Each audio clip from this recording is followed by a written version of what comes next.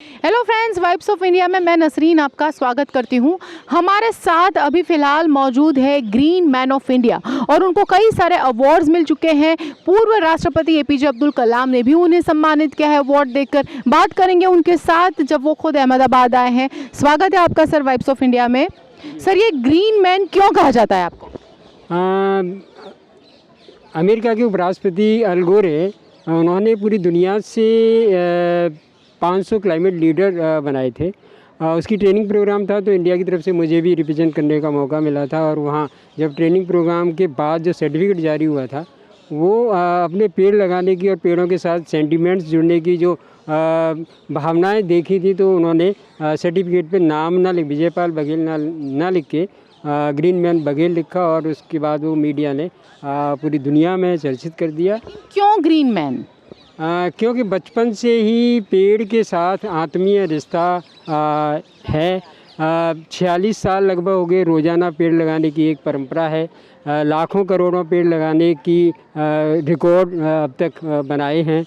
केवल पेड़ लगाना ही नहीं, पेड़ बचाना उससे ज़्यादा बड़ी जिम्मेदारी है।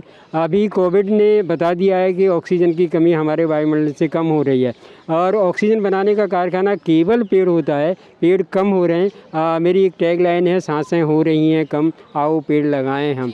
क्योंकि हम सारी जो हमारी ज़रूरतें हैं उनको पूरा करने के लिए रोटी कपड़ा सारी हम खाने का, पीने का, रहने का, आने जाने का सारी व्यवस्थाएं हम खुद करते हैं।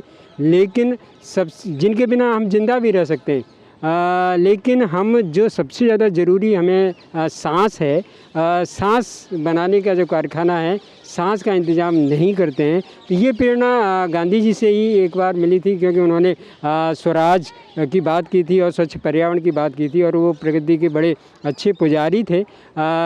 मैं बचपन में जब मैंने उनकी आत्मकथा पढ़ी थी, तो उसके बाद मुझे मेरे ये प्रेरणा स्रोत बने और पर्यावरण बचाने के लिए, प्रकृति बचाने के लिए मैंने जितना भी जो भी अब तक बन सकता है वो सब कुछ किया। अच्छा, आप ये बताइए कि आपको ये प्रेरणा कैसे मिली? मैं जब 9-10 साल का था और आगरा के पास एक छोटा सा गांव है चंद्रगढ़ी, वहाँ मेरे दादाजी फ्रीडम फाइटर थे। आचार्य श्री राम शर्मा जो शांति कुंज वाले हैं, वो और हमारे दादाजी दोनों बड़े स्वतंत्र संग्राम सेनान में गए थे, जेल में साथ रहे थे। तो वो उनके यहाँ दादाजी मुझे ले जाया करते थे। तो एक बार जा रहे थे रास्ते में, तो 3 आदमी एक पेड़ को काट रहे थे। जहाँ से आरी चल रही थी वहाँ से एक द्रव्य धारा, पानी की धारा गिर रही थी। तो बच्चे का स्वभाव होता है, जिज्ञासा हुई कि ये क्या हो रहा है। तो उन्होंने बच्चे को समझाने के तरीके से बताया कि ये कट रहा है तो रो रहा है, ये इसके आंसू की धारा है। बस बच्चा उस दर्द को खुद में फील करता है और कहता है कि जब मास्टर जी एक चांटा मारते हैं तो 4 आंसू टपकते हैं, और ये अगर इसकी धार गिर रही है तो ये इसको कितना दर्द हो रहा होगा, तो इसको क्यों काट रहे हैं और इसको काटने से रोकना चाहिए।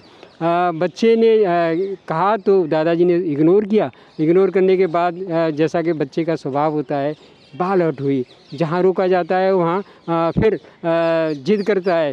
तो जब तक थोड़े आगे निकल गए थे और आगे निकल के दादाजी बालहट जो थी वो जीतती है। दादाजी ने ज़ोर से आवाज़ लगाई, क्योंकि पुराने जो टोपी वाले जो स्वतंत्रता सेनानी हुआ करते थे, उनकी आवाज़ कड़क हुआ करती थी। उन्होंने तेज़ आवाज़ दी और तेज़ आवाज़ के बाद वो छोड़ के चले गए। आपको ये प्रेरणा ये स्टोरी सुनकर मिली। कितने आपने देश में कहाँ कितने पौधे, कितने पेड़ लगाए हैं अब तक? इसके लिए कौन से पुरस्कार मिले? पुरस्कारों की बात करें तो करीब 200 के आसपास अब तक पुरस्कारों की लिस्ट है, जो स्थानीय स्तर से लेकर अंतर्राष्ट्रीय स्तर तक के हैं।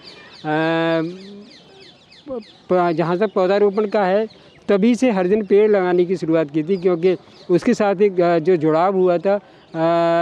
5वीं क्लास में जब मैं पढ़ता था, तो 5वीं क्लास में निबंध लिखने को पहले आता था कि गंगा पे 10 लाइन लिखिए, गाय पे 10 लाइन लिखिए। उस बार जैसे मास्टर जी ने सिखाया था, रटाया था, वो उस बार नहीं आया और कहा कि पेड़ पे 10 लाइन लिखिए।